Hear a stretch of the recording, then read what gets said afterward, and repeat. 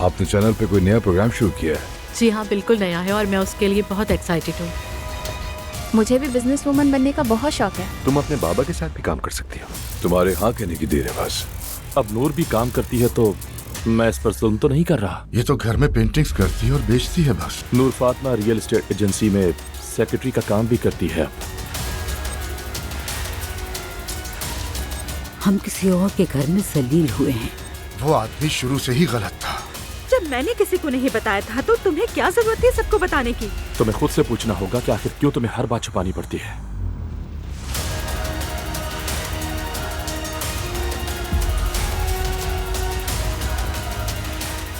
दुआ पसंद आई तुम्हें? मैं तो दीवाना हो गया इसका। ये शादीशुदा है और इसकी एक बेटी भी है। लेकिन मुझे कोई फर्क नहीं पड़ता।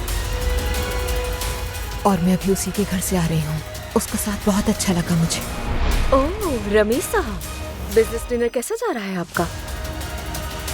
तुमने मुझसे झूठ बोला कि बिजनेस डिनर है और यहाँ बैठ के ये सब कर रहे हो। मैंने 6 साल इसको डेट किया है और हर साल किसी के साथ ही पकड़ा है। अगर प्रोग्राम कामयाब हो गया तो मैं चाहूंगी कि आप मेरे मेहमान बने। उमर, तुम ठीक हो? मुझे तुमसे बात करनी है। ज़्यादा मैं तुमसे अलग होना चाहता हूँ। मैं किसी और से मोहब्बत करने लगा हूँ।